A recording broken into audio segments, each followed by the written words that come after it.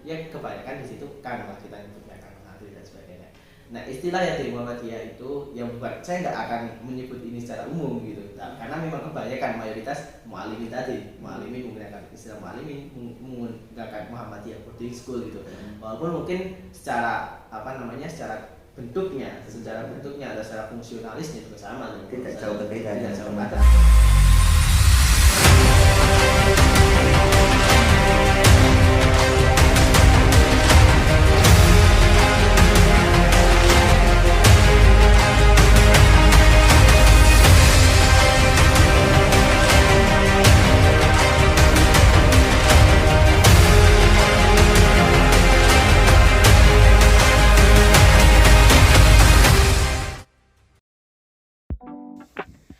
Bismillahirrahmanirrahim. Assalamualaikum warahmatullahi wabarakatuh. Waalaikumsalam.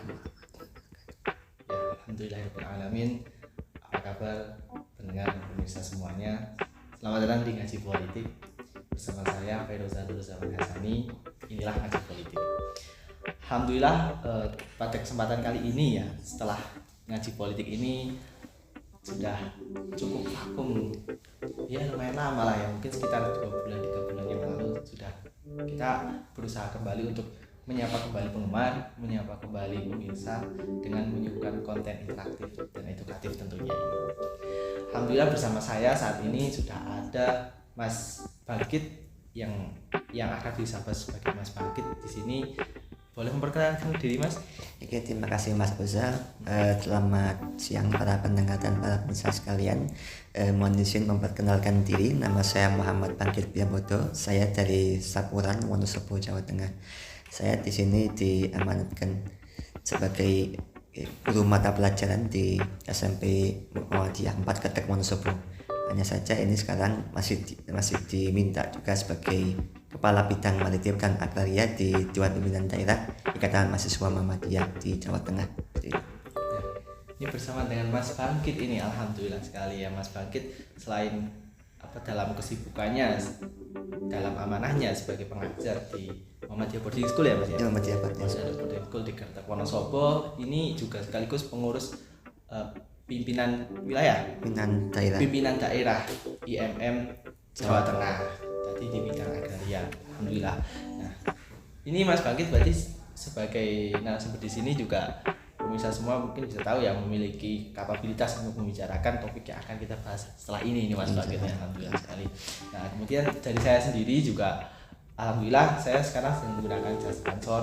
Saya merupakan pengurus dari GP Ansor di Wonosobo, dan saat ini saya ingin membicarakan tema tentang NU dan Muhammadiyah bersama dengan Mas Bangkit. Kebetulan dari saya pribadi sudah dari kecil ya Mas ya, dari kecil hidup di lingkungan NU khususnya yang sangat kental.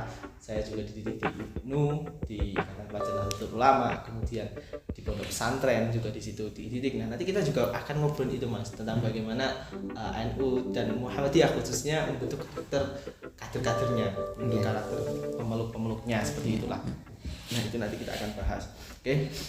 Nah, mari kita bersama-sama membicarakan topik yang sangat positif ini di dalam momentum Ramadan ini Mas Bangkit. Mas Bangkit puasa kan? Alhamdulillah puasa. Alhamdulillah saya juga puasa, dan insya Allah penuh ya Mas ya. Insya Allah penuh. Nah, insya Allah kita juga puasa penuh. Mudah-mudahan di dalam nuansa Ramadan yang penuh berkah ini, kita juga dengan membicarakan topik yang positif juga akan menjadi amal ibadah Mas, khususnya untuk kita semua dan juga buat pendengar semua ini ya. Oke. Amin. Oke. NU dan Muhammadiyah merupakan dua ormas yang terbesar yang ada di Indonesia khususnya, bahkan menjadi ormas terbesar di dunia saat ini dengan berjuta kader atau pemeluknya. NU dan Muhammadiyah memiliki kesepakatan untuk sama-sama melindungi, menjaga, dan merawat bangsa Indonesia. Pancasila merupakan ideologi final yang diyakini sudah menjadi prinsipil yang akan dijaga bersama-sama oleh NU dan Muhammadiyah. Dan namun ternyata kualitas dari NU dan Muhammadiyah ini seiring berjalannya zaman mengalami berbagai macam pergeseran. Ada yang namanya perubahan secara dinamis di dalam situ, baik kualitas kadernya maupun kualitas organisasi secara fundamental. Di sini kita akan membahas bagaimana NU dan Muhammadiyah mampu menjaga merawat peradaban Indonesia selama lebih dari 1 abad di Indonesia ini. NU dan Muhammadiyah selain menjaga juga memiliki komitmen untuk mengawasi bagaimana ideologi, khususnya rongrongan ancaman ideologi dari luar di Indonesia.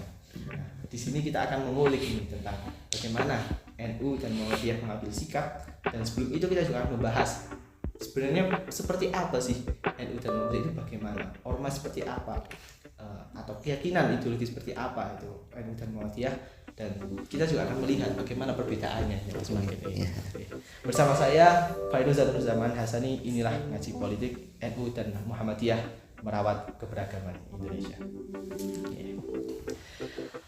Ya, gini Mas Bangkit. Ngomongin NU Muhammadiyah ini, menurut Mas Bangkit sendiri topik NU dan Muhammadiyah saat ini dibicarakan di dalam forum seperti ini, podcast seperti ini, itu tanggapan Mas Bangkit seperti apa? Apakah memang perlu dibicarakan? Apakah urgensinya itu seperti apa kira-kira? Kalau melihat bagaimana NU dan Muhammadiyah, mungkin Muhammadiyah khususnya Mas Bangkit saat ini gitu, dengan berbagai permasalahan yang dihadapi. Ya, kalau menurut saya untuk membicarakan topik mengenai 2 ormas besar ini antara NU dan Muhammadiyah, sebetulnya apalagi di momen-momen sekarang, momen Ramadan yang mana kan kita pasti akan dihadapkan dengan mungkin suatu berita yang mana mungkin apakah Idul Fitri dan apakah jadwal puasa atau mungkin hari raya itu berbeda atau sama kan begitu. Biasanya kan 2 ormas ini yang paling banyak disorot untuk masa-masa sekarang ini. Nah, berbicara terkait 2 ormas ini secara rasa cukup menarik untuk kita bahas pada sesi ini, karena di samping momentum Ramadan kita juga sambil memperbaiki diri, yang mana juga dengan adanya 2 ormas besar ini kita juga bisa saling berkenalan kembali dengan saudara kita yang mungkin sudah lama mungkin belum sempat kita sapa, atau mungkin belum sempat kita gandeng bareng-bareng seperti itu. Seperti itu sih. Kalau Mas Bangkit melihat ini untuk kembali berkenalan dengan saudara tua kalau boleh saya katakan ya, karena kan kalau Muhammadiyah itu kan memang untuk periodisasi kelahirannya kan lebih dahulu 14 tahun dari NU ya, seperti itu. Jadi ya mungkin dari kami mungkin yang dulu masih sibuk dengan huru hara muktamar, barangkali kan yang dulu sudah persiapan segala macamnya, mungkin semacam mungkin sedikit-sedikit lupa, ternyata masih ada saudara yang perlu kita silaturahmi ini kan gitu. Saya seperti itu sih. Jadi untuk mengembalikan pikiran kami yang mungkin dulu sudah alhamdulillah sudah bisa melaksanakan muktamar dengan sukses dan lancar, dan juga respon juga positif juga, mungkin kita juga untuk kembali lagi untuk bergandengan tangan lagi bersama rekan-rekan yang lain. Saya seperti itu. Oke. Ya, menarik sekali yang disampaikan Mas Bangkit tadi, bagaimana di situ Mas Bangkit ini karena tadi di sini ya, walaupun sebenarnya kita berdua ya sama-sama, saya juga menggemari Muhammadiyah juga, walaupun saya memiliki ideologi NU dan sebagainya. Mas Bangkit juga di situ juga menggemari NU, tapi di sini mungkin kita mewakili dari apa yang kita anut masing-masing ya Mas Timiko. Nah, kalau tadi Mas Bangkit mengatakan ya ingin kembali berkenalan dengan saudara, khususnya saudara muda ya, kalau NU kan saudara muda yang Muhammadiyah, karena memang Muhammadiyah itu lahir duluan ya, saya juga ingin kembali untuk menyapa ini juga saudara tua saya di Muhammadiyah nih. Nah, khususnya ini urgensinya selain itu adalah di muktamar kemarin kan juga disampaikan salah satu temanya adalah bagaimana kesolehan digital ini Mas Bangkit. Bagaimana kesolehan digital itu dibangun, karena saat ini ya mau kita akui bersama ya bahwa tantangan yang dihadapi itu sudah beda dengan yang dihadapi oleh para founding fathers kita, khususnya di NU dan Muhammadiyah itu sudah sangat berbeda, jauh berbeda. Apa yang dihadapi oleh generasi milenial itu Mas Bangkit itu beda sekali. Nah, ngomongin tentang itu nanti ya Mas, sebelum kesana NU dan Muhammadiyah itu sendiri, saya ingin tahu nih dari Mas Bangkit dulu, kira-kira Muhammadiyah sebenarnya Muhammadiyah itu kan, supaya orang-orang juga tahu itu Muhammadiyah itu kan sebagai ormas yang besar ya, kita selalu mendengar tagline atau jargon atau apa ya namanya, prinsip yang ditanamkan kepada para kadernya tentang Islam berkemajuan. Di situ di Muhammadiyah terkenal dengan itu. Saya mengakui dan saya sangat salut sekali bagaimana Muhammadiyah secara organisatoris itu memiliki sistem yang sangat kuat, bagaimana mengkader, bagaimana khususnya dalam lembaga pendidikannya, lembaga kesehatannya, dalam sektor-sektor formal itu luar biasa Muhammadiyah. Itu tentunya NU melihat sangat hebat di situ. Nah, saya ingin tahu ini kira-kira Muhammadiyah yang mana Muhammadiyah sendiri kan didirikan di dalam kota ya, khususnya dari kota yang di situ merupakan bahkan pernah menjadi ibu kota negara saat itu di Yogyakarta sendiri itu kan berpusat di sana, yang kota yang sangat metropolitan lah mirip dengan Jakarta. Nah, melihat dari sana, dari akar berdirinya Muhammadiyah, kira-kira Muhammadiyah itu menurut Mas Bangkit sendiri didirikan saat itu untuk apa ya, memiliki tujuan seperti apa khususnya. Kemudian yang kedua dari Mbah Kiai Ahmad Dahlan atau dengan nama lain Mbah Darwis ya. Nah itu saat itu tuh seperti apa namanya cerita-cerita beliau, mungkin sedikit kisah-kisah beliau yang bisa disampaikan kepada generasi muda khususnya dari kader-kader Muhammadiyah. Oke. Sebelumnya izin mungkin mengenalkan lebih dahulu ya. Sebetulnya kalau Muhammadiyah itu pada asalnya itu bukan didirikan di pusat kotanya. Walaupun mungkin kita boleh katakan itu pada saat itu Yogyakarta memang boleh dikatakan tidak menjadi lahan jajahan dari pemerintah Hindia Belanda, karena kan dia kan memiliki sistem kerajaan sendiri.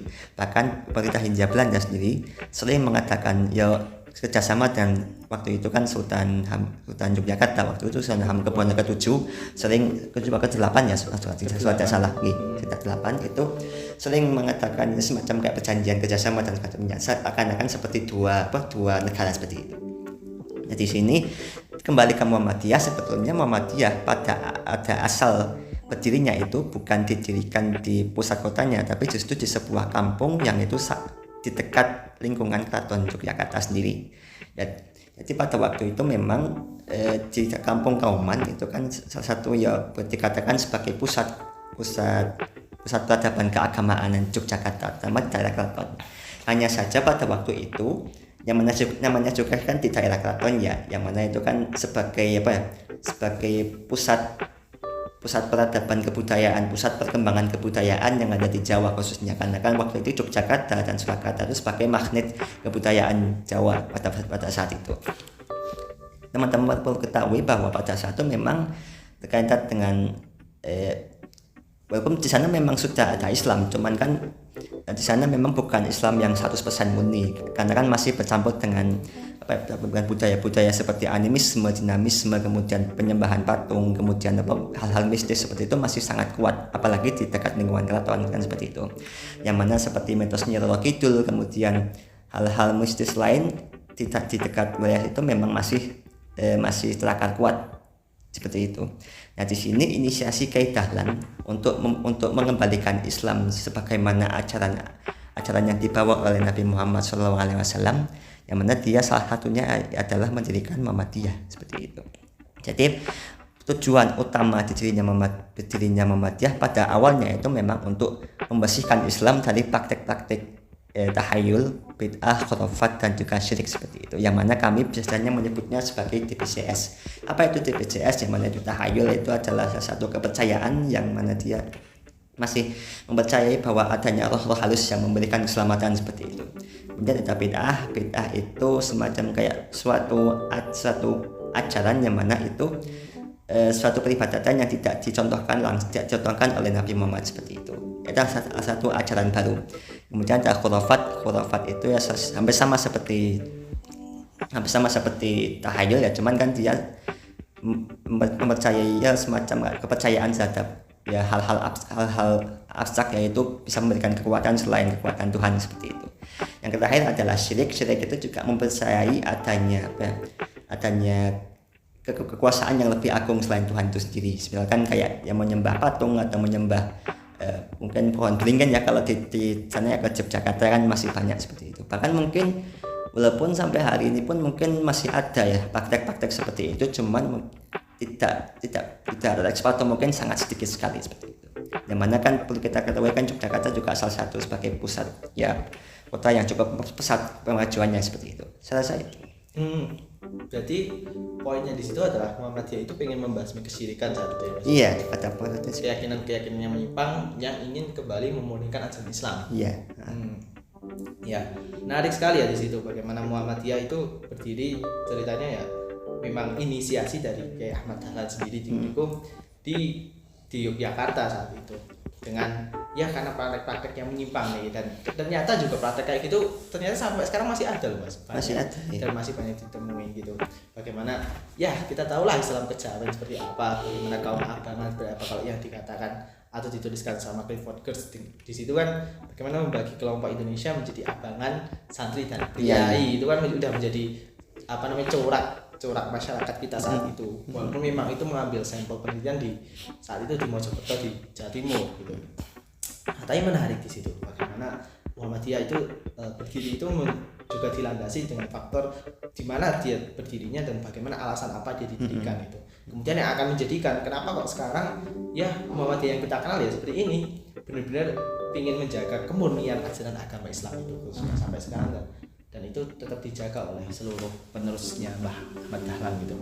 Nah, ngomong-ngomong soal berdirinya juga, ini juga akan berbeda ketika kita melihat dari sudut pandang bagaimana NU berdiri Mas. Itu akan berbeda, dan kenapa fokus dari NU sendiri itu juga berbeda dengan Muhammadiyah gitu. Walaupun memang sama-sama untuk menegakkan ajaran Islam khususnya. Nah, kita kan juga tadi sudah bilang tentang saudara tua dan muda ya Mas ya. Yang mana Mbah Ahmad Dahlan sama Mbah Kiai Hachim juga dulu pernah nyantri bareng saat kecil, pernah dalam satu guru yang sama kalau tidak salah di Mbah Khalil ya. Kemarin itu selain di Mbah Khalil di Bangkalan Madura, beliau berdua juga nyantri juga di Mbah Soleh Darat di Semarang. Iya, kebetulan makamnya itu di dekat Rumah Sakit Karyadi, barangkali teman-teman mungkin ada waktu untuk berziarah ke makam beliau. Nah, beliau kan juga salah satu dari maha guru dari ulama Nusantara. Teman-teman ya minimal sekali seumur hidup untuk bisa sowan ke tempat beliau.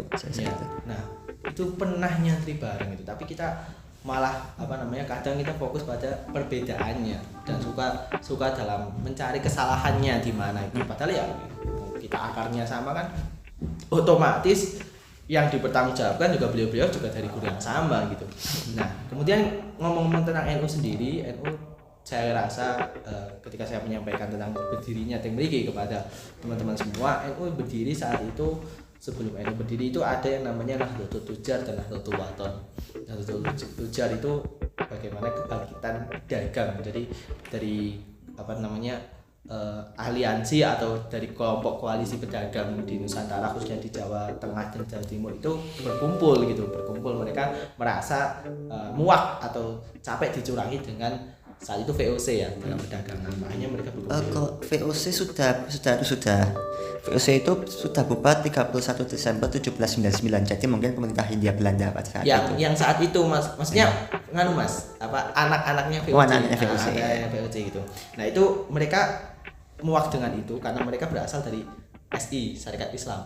Mereka dari sana kemudian jadi ke Nahdlatul Tujar dan juga ada Nahdlatul Wathon. Nahdlatul Wathon itu juga organisasi kecil yang itu menjadi akar-akarnya NU. Ada Nahdlatul Tujar, Nahdlatul Wathon di situ. Nah, dari situ mereka kemudian ada permasalahan di Arab. Yang mana saat itu Raja Ibnu Saud itu dia punya penasihat yang namanya Ahmad bin Abdul Wahab yang menjadi imamnya atau ulamanya dari aliran Wahabi yang sangat besar di Mekah khususnya di Arab saat itu. Nah itu di NU sendiri kita membentuk yang namanya Komite Hijaz saat itu. Komite Hijaz. Nah dikepelai oleh Mbah Abdul Wahab Hasbullah, itu berangkat berlayar saat itu kan naik perahu, belum ada pesawat, berlayar ke Mekah di sana. Kenapa? Karena dari aliran atau ajaran Wahabi ini mereka ingin menghentikan praktek-praktek ziarah kubur, khususnya ziarah ke makam Rasulullah. Ini makam Rasulullah bahkan mau dibongkar Mas, mau dibongkar karena nggak boleh diziarahi, itu mau dibongkar. Kalau yang sekarang kan, kalau setahu saya itu boleh masuk, cuma tidak boleh sampai mengambil gambar, itu nggak boleh kalau sekarang. Nah kalau dulu itu bahkan ingin dibongkar itu makamnya Rasulullah. Nah itu sampai kayak gitu, akhirnya kelompok-kelompok ulama yang saat itu berkumpul di Nahdlatul Wathon dan Nahdlatul Tujar itu berkumpul membentuk Komite Hijaz dan datang ke sana menemui Raja Ibnu Saud langsung. Mereka mengatakan keberatan dengan adanya ini kebijakan untuk memugar makam Rasulullah dan kebijakan untuk menutup ziarah kubur. Dan mereka mengatakan karena saat itu daya tawarnya di Indonesia, khususnya jamaah hajinya itu kan yang terbesar, yang paling besar di dunia lah. Mereka mengatakan jika ini masih dilakukan, Indonesia tidak akan mengirimkan jamaah haji lagi ke Arab Saudi kayak gitu. Kan otomatis dari pemasukannya sana juga akan berkurang karena kita punya daya tawar yang luar biasa besar. Akhirnya dipertimbangkanlah di situ, digodok, berdebat juga di sana dengan Ahmad bin Abdul Wahab dan aliran Wahabi di sana, ulama-ulama di sana, dan akhirnya ada keringanan. Oh iya, tapi udah ada makam-makam yang dibuka Mas, makam Imam kalau nggak salah Imam siapa ya? Hanafi atau siapa yang di Mekah itu saya lupa. Nah itu ada yang sudah dibongkar. Nah tapi karena komite Hijaz itu datang ke sana dan berdebat di sana, juga melakukan negosiasi dengan kedutaan di sana, akhirnya berhasil untuk mengemban misi ini dan kembali ke mana? Ke Indonesia. Ketika kembali ke Indonesia, para ulama ini kemudian memiliki keresahan. Kita itu ulama bareng-bareng, punya keyakinan, punya guru yang sama kayak gitu. Tapi kita nggak punya wadah. Ada wadah-wadah sebenarnya kalau yang saya pelajari di NU. Ada wadah-wadah sebelumnya yang juga sudah mewadahi para ulama, bahkan ada Muhammadiyah Timur itu. Tapi kita merasa belum sepenuhnya terwakili di situ alirannya. Aliran Islam moderat Ahlus Sunnah wal Jamaah yang diyakini NU kan itu. Kok kayak belum terwadahi gitu. Hanya saat itu Mbah Kiai Hasyim Asy'ari sebagai ulama yang karismatik dan sangat disegani di Jawa dan Madura, beliau bermujahadah dan akhirnya beliau dimimpiin di situ, beliau bermimpi. Nah di dalam mimpinya itu ada Mbah Khalil. Jadi beliau bermimpi sama ke Mbah Khalil, dan Mbah Khalil kalau nggak salah dalam satu riwayat, yang satu sumber yang saya baca bilang iya gitu. Akhirnya karena beliau dimimpiin Mbah Khalil, beliau minta salah satu santrinya yang juga menjadi kiai akhirnya Mbah As'ad Samsul Arifin buat berangkat ke sana, ke Madura. Diminta oleh Mbah Hasyim Asy'ari. Di Madura beliau itu suruh ya kayak membawa tongkat, disangoni tongkat sama Mbah Khalil, dan kemudian disangoni tasbih. Disuruh membaca ya Jabar ya Kohar selama perjalanan balik ke ke Jawa Timur, ke Jombang. Di bawah ya dibaca ya Jabar ya Kohar, ya Jabar yang Maha Agung kayak gitu. Itu suruh dibaca terus ya Kohar yang Maha, kalau nggak salah ya menguasai. Nah niku suruh dibaca. Kemudian tongkatnya juga itu kemudian mengingatkan kembali bagaimana kisahnya Nabi Musa. Nabi Musa ini kan juga tongkatnya itu dengan tongkat magisnya bisa berubah menjadi ular, terus bisa membelah lautan. Nah niku kan akhirnya tongkat ini dibawa. Nabi Musa dengan tongkat ini itu memiliki mukjizat, bahkan semua penyihir takut. Semua penyihir takut yang bisa mengeluarkan ular, bahkan lautan bisa dibelah. Jadi hal yang tidak mungkin mungkin sampai pakai tongkat ini dengan lantaran tongkat ini. Hanya dibawalah tongkat sama tasbih dan ketemu Mbah Hasyim.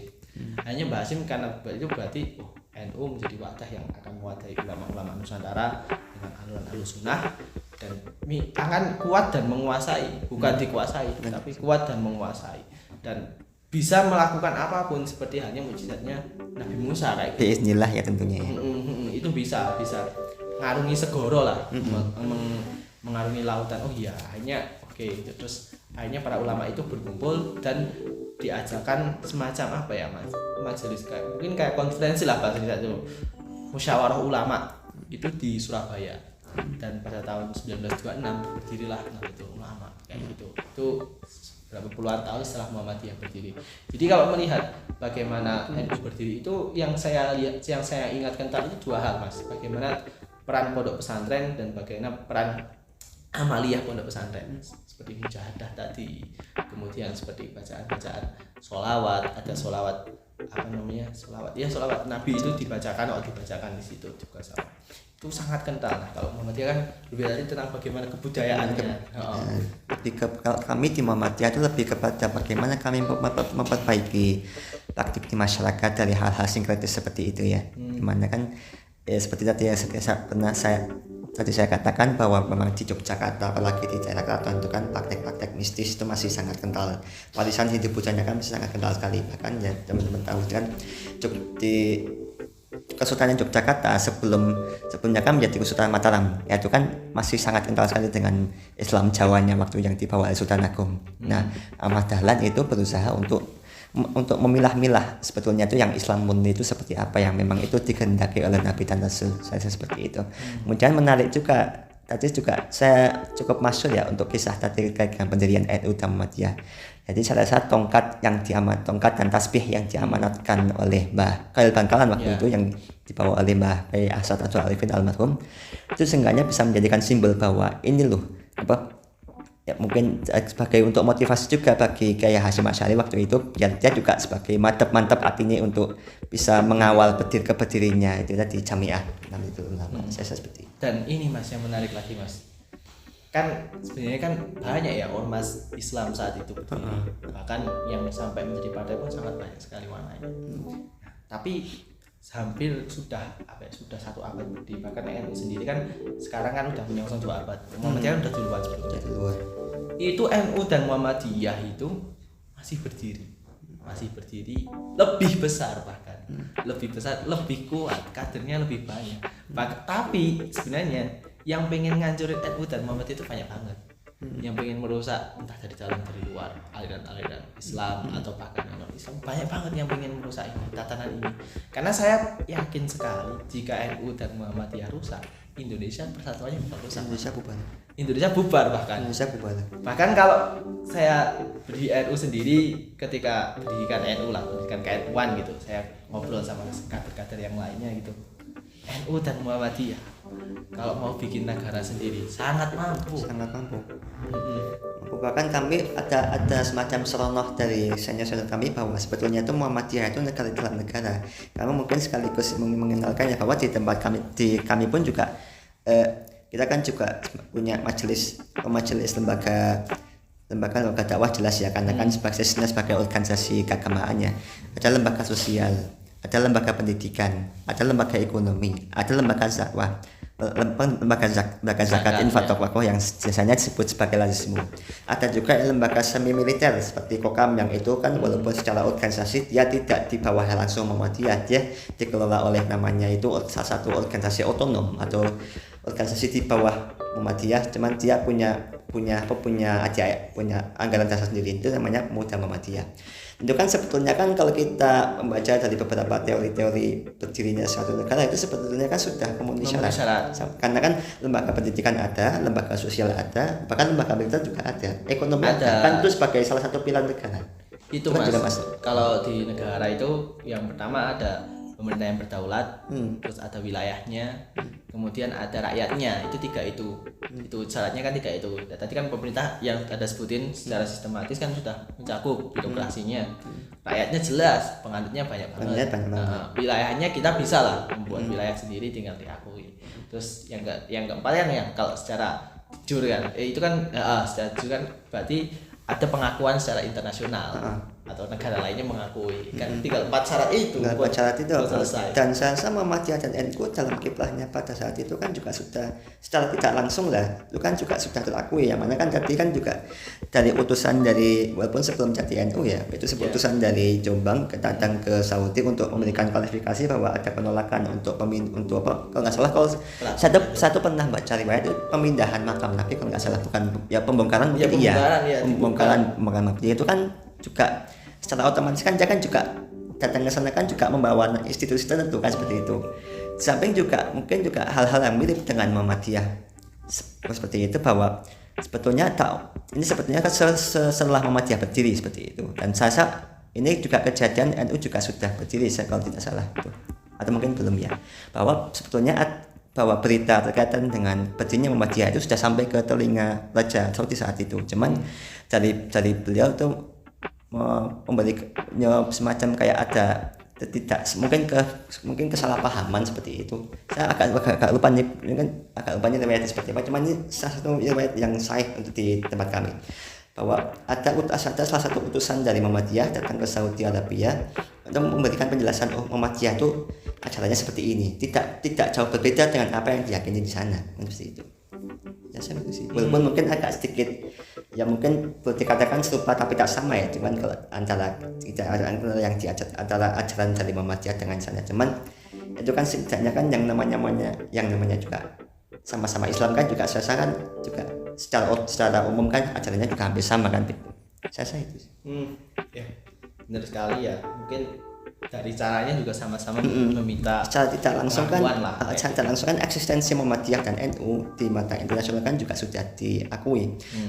Yang mana kan di Arab Saudi kalau nggak salah kan waktu itu kan masih pusat pemerintahannya Utsmaniyah masalah waktu itu.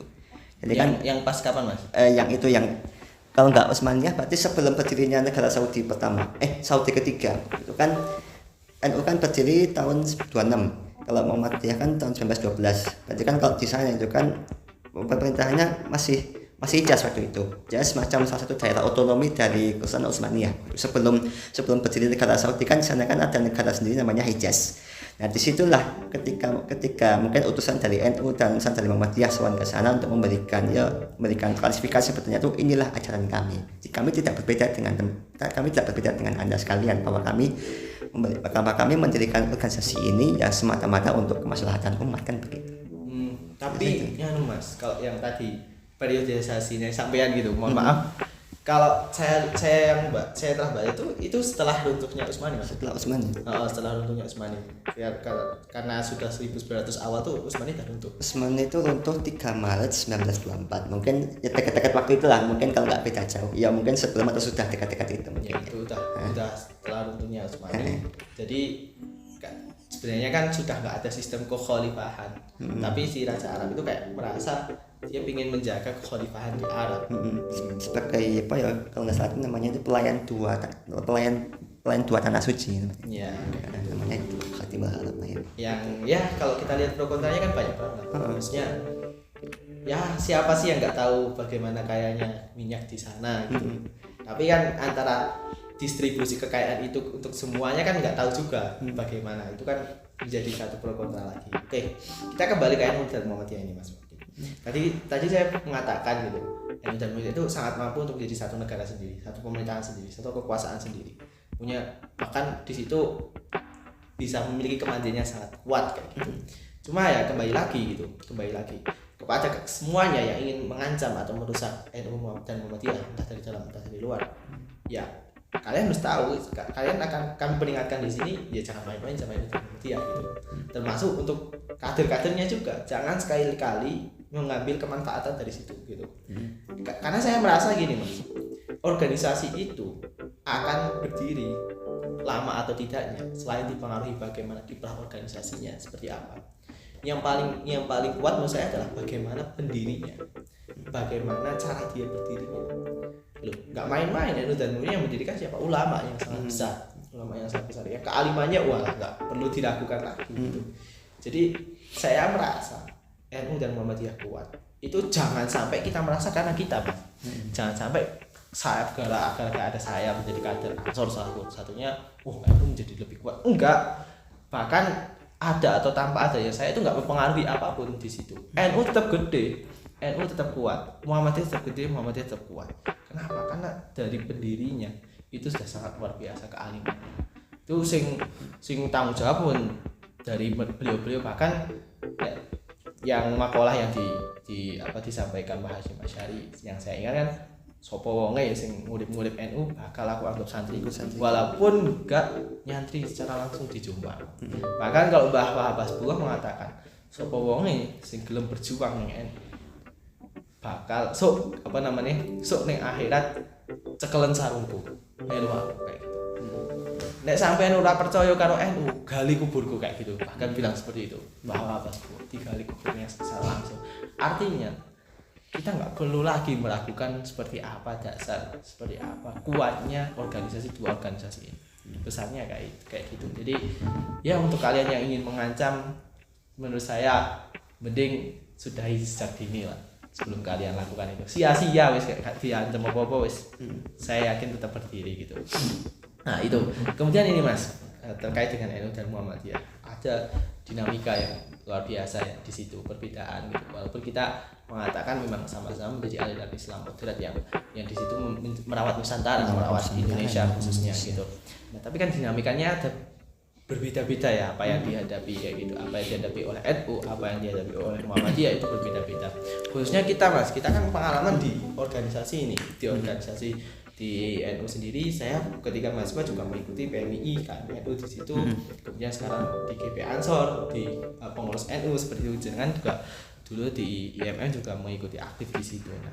Nah, kalau boleh nih Mas berbagi ya, kira-kira pengalaman seperti apa yang Anda hadapi ketika berorganisasi yang paling apa ya di situ tuh menarik, ngomong-ngomongin soal Muhammadiyah juga tuh mereka. Oke.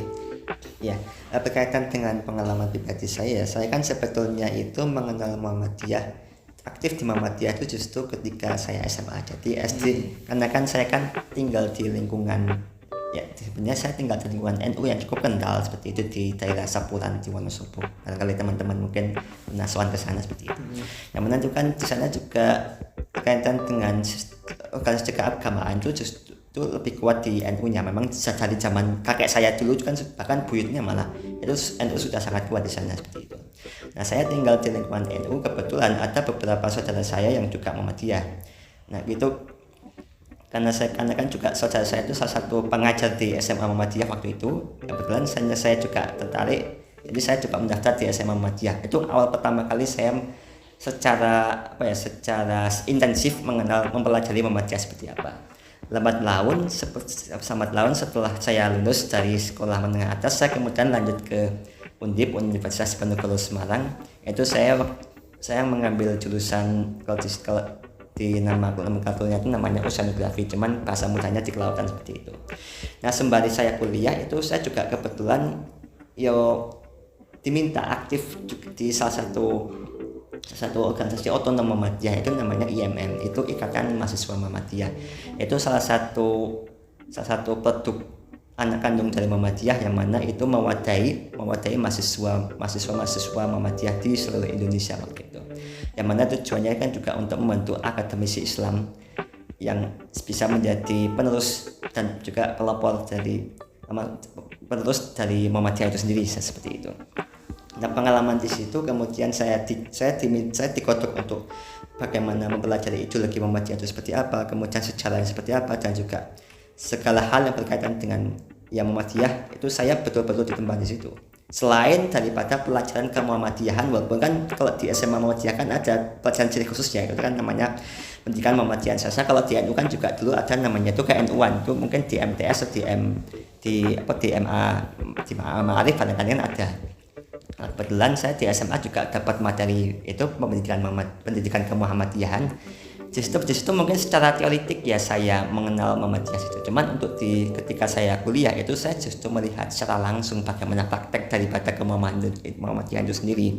Amal usaha Muhammadiyah seperti apa, kemudian tokoh-tokoh di belakangnya seperti apa, kemudian itu di IMM juga alhamdulillah saya mendapatkan akses langsung kepada para pelaku sejarah itu sendiri, baik itu di Muhammadiyah atau mungkin di IMM itu sendiri, seperti Pak Amin Rais itu yang sekarang yang dulu menjadi ketua MPR, kemudian Bapak Profesor Abdul Mukti itu yang sekarang mungkin menjabat kembali menjadi Sekum PP Muhammadiyah. Kebetulan beliau kan juga dulu itu bendahara umum pimpinan cabang IMM Kota Semarang yang dulu pernah saya ikuti juga. Bila waktu itu periodenya tahun 91 sampai 92, kalau saya periodenya itu tahun 2020 dan sampai 2021. Jadi saya melihat saya di IMM ini seakan-akan saya itu berada di lingkungan para pesohor negeri ini, kalau saya dikatakan seperti para pesohor ya yang menjadi tokoh-tokoh di belakang kemajuan dari negara ini, seperti itu di kalangan Muhammadiyah. Jadi saya di situ betul-betul ditempa intelektualitas saya, religiusitas saya, dan juga humanitas saya seperti itu. Jadi dari ketiga aspek itu saya maksimalkan betul bagaimana saya bisa menyerap ilmu dari mereka, bagaimana saya meneladani kepribadian mereka. Sampai saat ini alhamdulillah saya masih diamanatkan sebagai salah satu bagian daripada kepengurusan IMM di tingkat yang lebih tinggi lagi, yaitu di tingkat Jawa Tengah.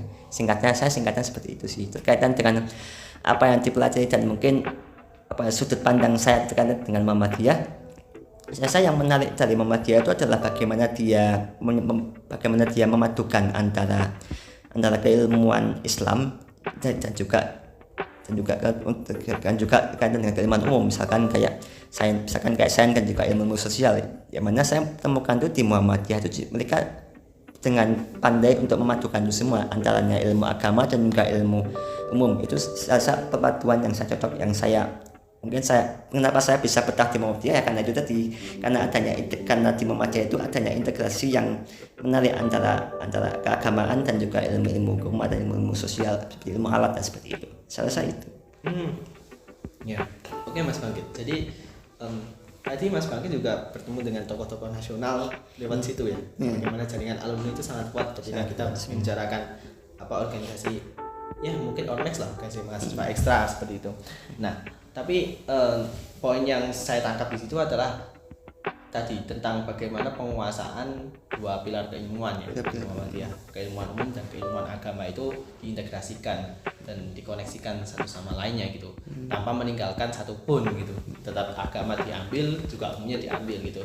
Yang menarik juga kan nek dianu kan kita kenal ya namanya pondok pesantren untuk bagaimana laboratorium agamanya dengan keilmuan kitab kuningnya di sini. Muhammadiyah tuh kalau saya sering ngobrol gitu guyonan Muhammadiyah kayak gak ono pondok pesantren Mas itu. Yo apa namanya di sana? Di sana boarding school. Ada pondok pesantren kalau di Muhammadiyah itu ada. Ya tadi namanya salah satunya yaitu boarding school. Ya, seperti yang sebetulnya saya juga mengajar di situ, namanya boarding school juga.